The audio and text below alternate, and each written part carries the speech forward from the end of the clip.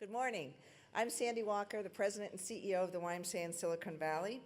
Our YMCA is committed to empowering future generations, and we're inspired to work with so many every day throughout our community to develop new generations of change makers who will create communities we want to live in the future.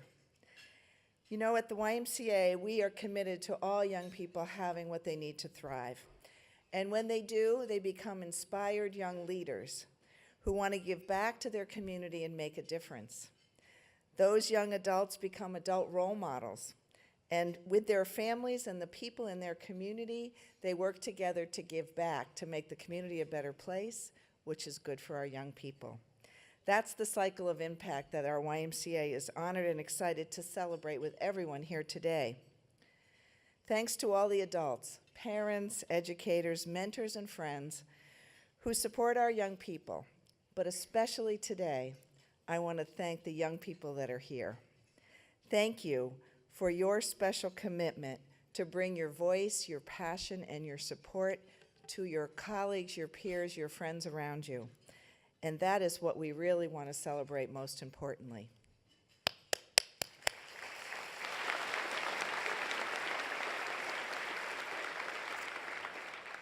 Through the WISE broad-based stakeholder interviews and qualitative research throughout Silicon Valley, here's what we learned was the #1 concern across all people of all ages, all families, and in all social contexts, and that is stress.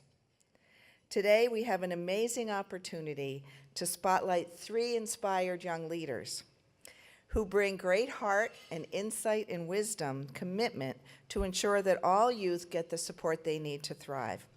Through their dedication and leadership with the Bay Area's Teen Wellness Committee, which is part of the Children's Health Council, they have authored a book titled Just a Thought, Uncensored Narrative on Teen Mental Health. These young people are remarkable.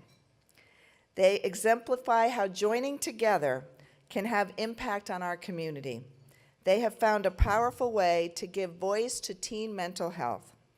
So it is my honor and privilege to introduce to you today Maya Chawla, a sophomore at the Nueva School in San Mateo, Renee Remsberg, a senior at Mountain View High School in Los Altos, and Meghna Singh, a senior at Gung High School in Palo Alto. Welcome. We are so excited to hear your wisdom and your insights with us this morning.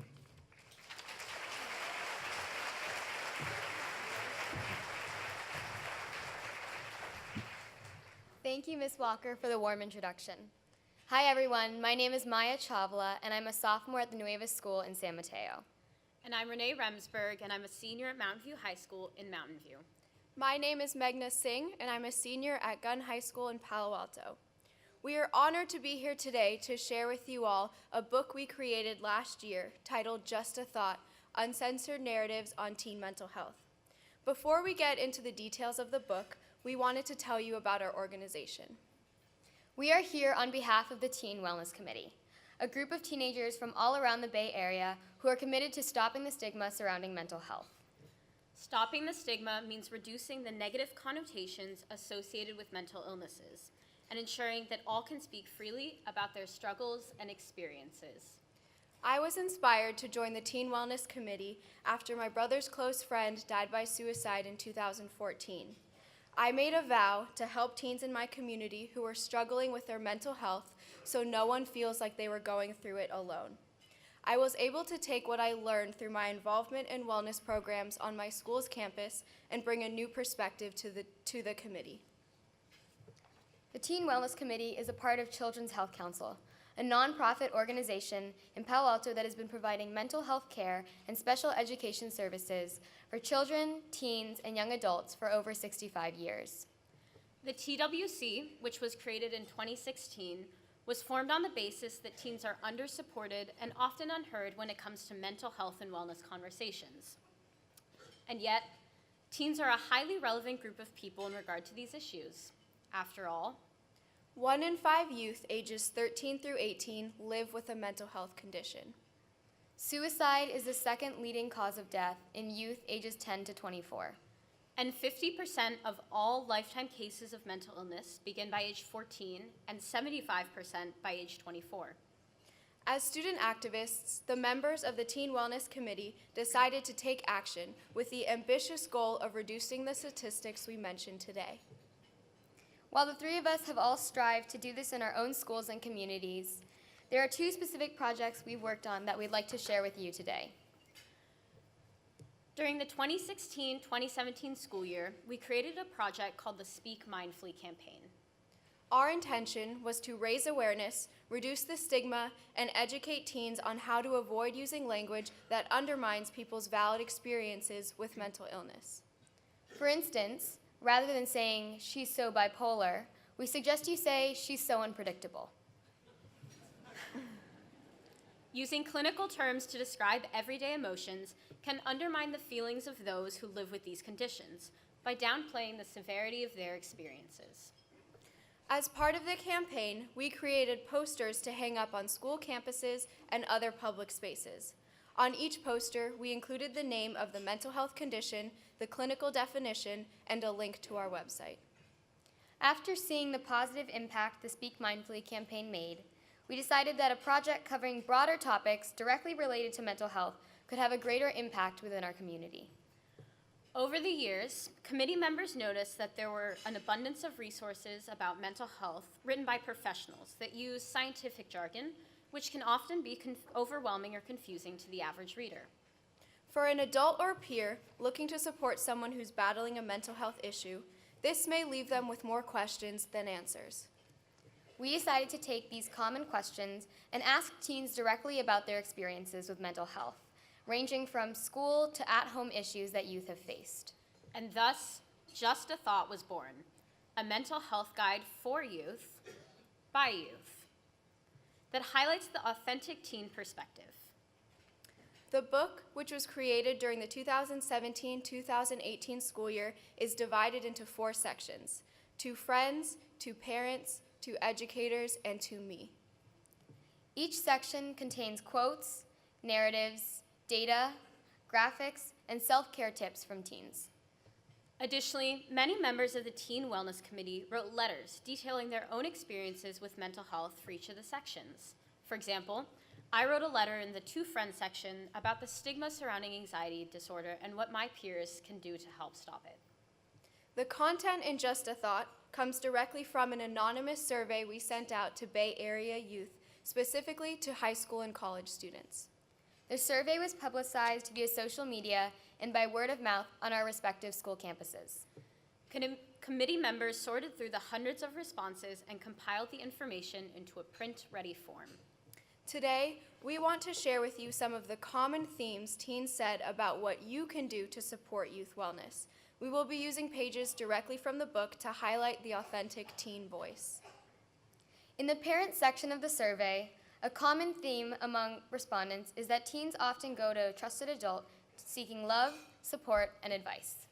For example, youth said that parents specifically have reassured me that they are okay with what I'm going through and do not judge me for it, checked in with me, and that they always offer to listen without pushing or prying too much. To make it explicitly clear what are helpful comments people have made versus unhelpful, we made do's and don'ts lists for each chapter. For parents, the most powerful do's include asking, "Do you need a therapist?"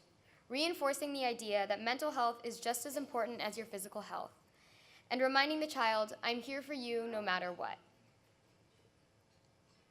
Around 3 years ago, I was awoken in the middle of the night by a phone call from a friend of mine who told me that they wanted to end their life and had the means to do so.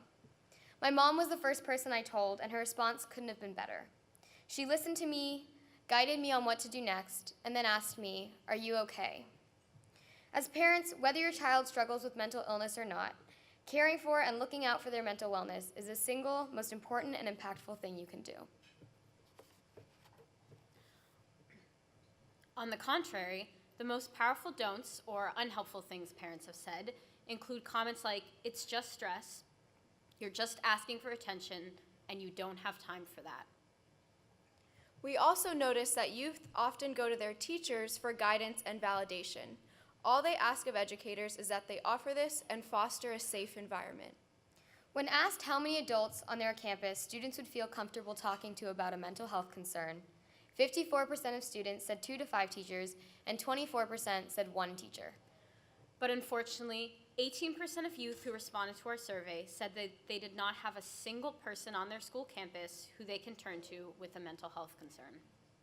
We hope this data helps educators support their students so no one feels like they are battling a mental health condition on their own. As an educator, you should learn the signs of a mental illness and keep a lookout for these symptoms in a student. If you do notice a student is exhibiting symptoms of a mental health condition, you should take the initiative to start the conversation with them. At my school, teachers can refer students to the mental wellness team, which is comprised of therapists and psychologists, if they notice that a student is struggling. I've had several friends referred, and I really appreciate the teacher's intervention because I know my friends would not have gotten the help they deserve without it. It is also important to try and understand a teen's circumstances and be supportive when they ask for a break during class or to get a drink of water. Taking breaks, while seemingly unimportant, is beneficial for a student's wellness, especially when they have a lot on their mind. Lastly, educate yourself about local wellness resources offered on your campus and in the community, and be sure to promote them to your students. One of the recommendations from youth was to bring mental health education to middle school, not just high school. Another do was give us late passes which cannot be turned in for extra credit, which encourages us to use them when we cannot meet the deadline. As for what not to do, one student mentioned, "Don't tell me I'm too old to be this dramatic about things." And another student said, "Stress-free week in school was just a regular, stressful week at school, but with yoga during lunch."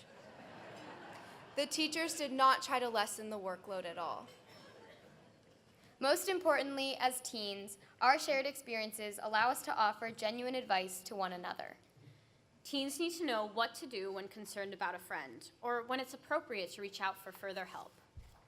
Teens often said that it's a good time to reach out to a trusted adult, such as a parent, teacher, or guardian, when you notice a friend is not acting like their usual self. While reaching out is a hard thing to do, it's okay to break a friend's confidentiality and tell an adult if they're going through a difficult time. Some youth advise that if you're even wondering whether it's time to reach out, then yes, it's time. As one teen put simply, it's better to lose a friendship than a friend. Another thing teens should keep in mind is that they should reach out to an adult when helping a friend starts to hinder your own mental health. On my school's campus, I lead trainings for students so they know how to initiate conversations with a friend who may be struggling with a mental health condition. The first step is to evaluate how you are feeling in that moment and if you're in a good headspace to have this conversation. If not, you should reach out to a trusted adult and explain your concerns to them so they can provide support to the student who is struggling. Another important message we want all of you to know is the message of self-care.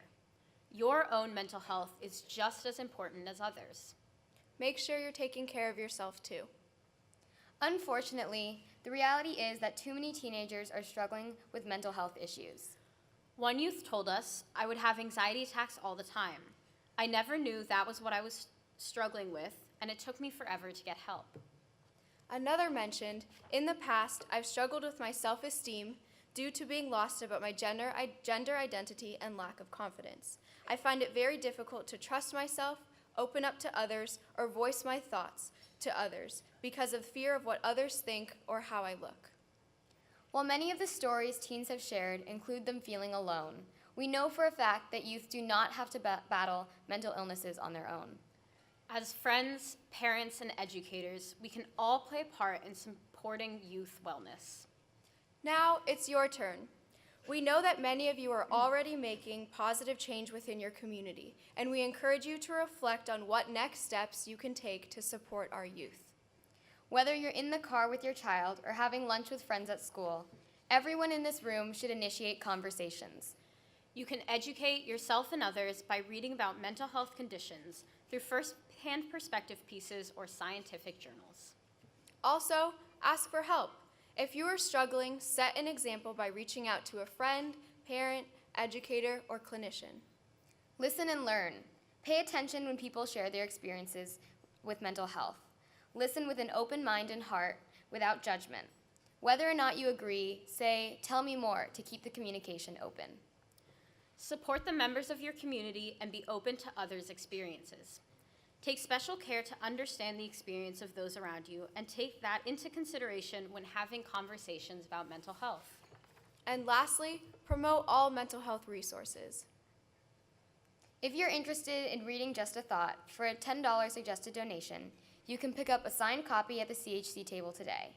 And for more information, visit www.chconline.org/community-connections/justathought.